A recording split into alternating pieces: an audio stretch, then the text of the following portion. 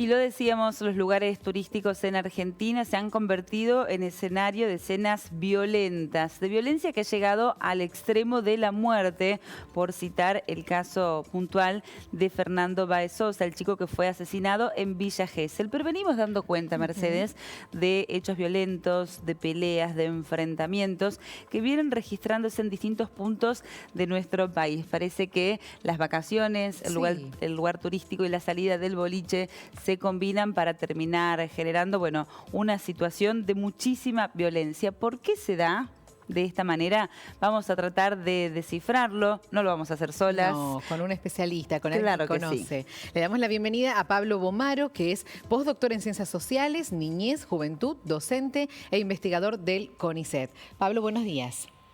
Hola, buenos días, ¿qué tal? ¿Cómo estás? Muchas gracias por el llamado. Bueno, Gracias, al revés, agradecidas nosotras por acá, estuvimos abordando durante todos estos días, bueno, el caso extremo que fue el caso del crimen de Fernando Báez Sosa, pero también mostrando otros hechos de violencia, una situación que no es nueva, pero que preocupa mucho.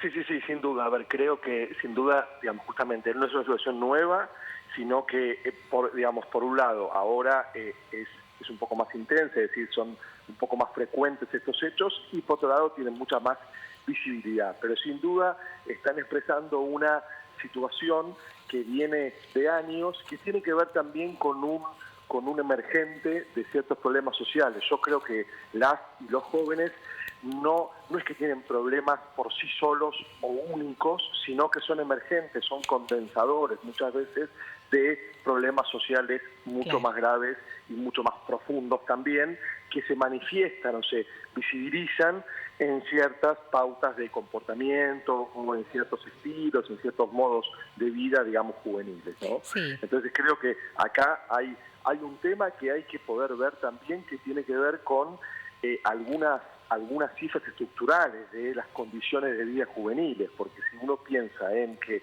casi la mitad o más de la mitad, según el rango, digamos, etario de los jóvenes son pobres en la Argentina, por ejemplo, tenemos que hablar de una desigualdad como condición de vida juvenil. Entonces tenemos que pensar qué es lo que la sociedad está haciendo con nuestros jóvenes, tanto a nivel de los jóvenes, por ejemplo, desempleados, que hoy hay entre un 19 y un 21%, según las cifras, según el corte de, digamos, género de jóvenes desempleados, y si uno piensa en jóvenes en condiciones de empleo precario, esto sube hasta casi el 40%. Por lo tanto, ¿qué es lo que hacemos con estos jóvenes en condiciones de vida precarizadas? Y también, ¿qué es lo que hacemos para estimular otros modos de vida con los jóvenes que tienen situaciones mucho más privilegiadas o que no tienen estos problemas de precarización material de la vida? Y una segunda cuestión, creo yo, que me parece interesante pensar, es el tema de los consumos, los excesos y qué hace falta para divertirse en la sociedad contemporánea. Es una sociedad que está todo el tiempo pregonando que para divertirse hay que consumir, que para divertirse hay que poder acceder a lugares para pocos, es decir, a lugares excluyentes, y también es una sociedad que tiende a estigmatizar, ¿sí? Sabemos que una de las frases, lamentablemente, a veces es medio feo y hasta podría sonar morboso recordar estas frases, pero sabemos por testigos que una de las frases que se le dijo a Fernando mientras se lo estaba golpeando hasta la muerte era negro de mierda, ¿no? Sí, Entonces estamos pensando en una sociedad que estigmatiza y que muchas veces, obviamente este no es el caso, pero muchas veces de los medios masivos de comunicación o desde dirigentes políticos que tienen mensajes que llegan a la sociedad, se dice, estos son pibes chorros, son negros de mierda, son choriplaneros, y esos mensajes van permeando para canalizar frustraciones en condiciones de vida, por eso empecé por ahí, para, digamos, canalizar frustraciones en condiciones de vida hacia un distinto, hacia un vulnerable, y eso combinado con consumos excesivos, también estimulados por la propia sociedad, llevan a estas situaciones de violencia y hasta de riesgo de vida, ¿no? Pablo, la circunstancia de estar en grupo, en bloque, termina profundizando, siendo un factor que se suma a todas esas condiciones. Estuvimos hablando de cómo se diluyen las responsabilidades particulares cuando se está en un colectivo que actúa en conjunto. Esto de irse de vacaciones, en grupo, de ser varios, ¿termina sumando a este tipo de situaciones?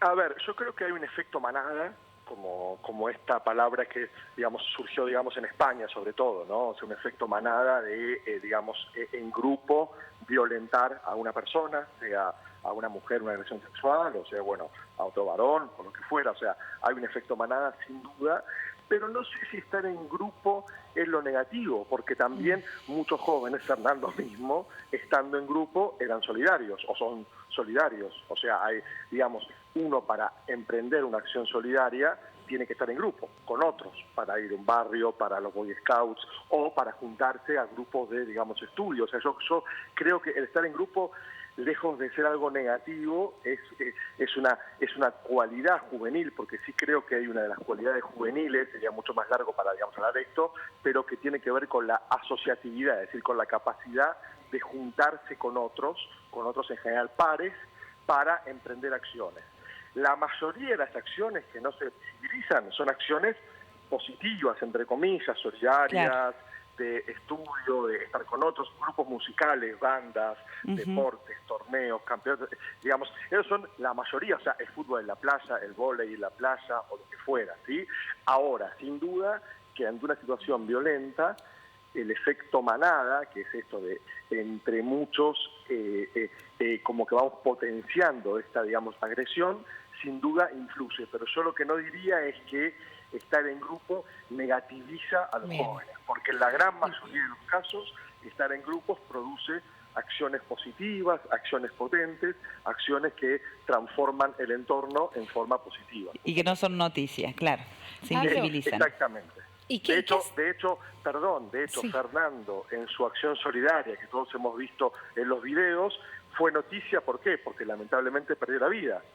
Pero esa acción cotidiana que él hacía los sábados, que todos y todas, digamos, habremos visto, no era visibilizada.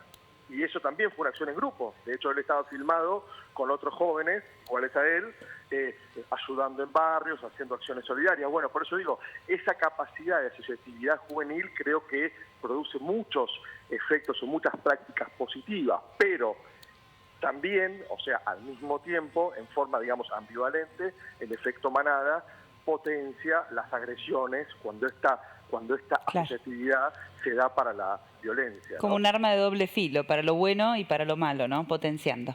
Pablo, pero esto debería tener un límite, ¿no? ¿Qué deberíamos hacer como sociedad para cambiar esto?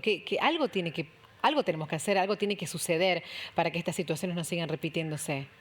Sí, a ver, sin duda, yo creo que hay que poder asumir como sociedad. Creo que las juventudes son muy miradas, muy habladas, muy discutidas, pero poco escuchadas, poco valoradas y poco consideradas en las políticas públicas, ¿no? Bien. Porque, por ejemplo, hay un dato que pasó bastante desapercibido por los medios y que tiene que ver con condiciones de vida precarias y con el contacto con la muerte de muchos y muchas jóvenes, que es, por ejemplo, que el suicidio es la segunda causa de muerte juvenil, que la tasa de suicidio juvenil se ha triplicado en la Argentina en los últimos 10 años. Estos datos lo dio, digamos, el Ministerio de, digamos, Salud hace unos años, y organismos internacionales han hecho estudios que muestran, por ejemplo, que la tasa de suicidio se ha incrementado entre los jóvenes. ¿Qué quiero decir con esto? Que hay que, digamos, poder abordar una política de juventud integral que también aborde los espacios de ocio. Esto tiene que ver con el espacio de ocio, con la recreación, con los consumos, con el espacio público. ¿Cómo se usa el espacio público? ¿Quién regula el uso y la apropiación del espacio público? Y hay países que han mostrado que con políticas públicas potentes, activas, que escuchen y que involucren a los jóvenes, se pueden lograr acciones que tengan que ver justamente con promover otros modos de ocio, otros modos de sociabilidad nocturna, todo el tema de la nocturnidad juvenil. Un ejemplo que en muchas ciudades se ha dado muy bien tiene que ver con este conductor responsable o conductor designado. Esa política en muchas ciudades, la verdad que no conozco, digamos, en Río Cuarto, pero por ejemplo en muchas ciudades santafesinas y en algunas ciudades de la provincia de Buenos Aires, ha dado muy buenos efectos en bajar la tasa de accidentes que ocurrían en la madrugada o en los amaneceres de muchas ciudades. Esto es el conductor responsable, el conductor designado. Digamos, yo creo que hay cosas que se pueden hacer, pero hace falta una política integral. Es decir, no se puede, por ejemplo, atacar los efectos del consumo excesivo si no se ataca el consumo excesivo. Y eso tiene que ver con hablar también con los empresarios de la noche. O tiene que ver con intervenir al caer del sol, en las tardes, como los jóvenes organizan sus previas. Es decir, tiene que ver con una política integral de ocio, tiempo libre, espacio público, consumos, hábitos, y creo que eso es posible, que hay algunos ejemplos en Argentina de éxitos parciales y hay muchos ejemplos en el mundo, inclusive en América Latina también, que con políticas integrales se han logrado efectos muy buenos que no tienen que ver con un efectismo amarillista, digamos, ¿no? O sea, de decir, bueno, ahora vamos a reprimir o vamos a permitir o vamos a, no sé, prohibir los consumos o lo que fuera. Tiene que ver con abordajes integrales que sobre todo incorporen la voz juvenil en la formulación de las políticas, que creo que es lo que falta muchas veces. Por eso digo, son muy hablados, son muy discutidos. Bueno, ahora mismo estamos discutiendo sobre los jóvenes, pero son poco escuchados, son poco tomados en cuenta a la hora de tomar justamente decisiones que afectan sus vidas, ¿no? Hay que sentarse y trabajar en este tema. ¿Qué nos está haciendo? Totalmente, trabajar, escuchar, sobre todo y escuchar creo que es muy importante y estar dispuesto a hacer políticas integrales que van a afectar intereses, porque, a ver, por ejemplo, el boliche quería seguir abriendo y se desligó de esto. Sí.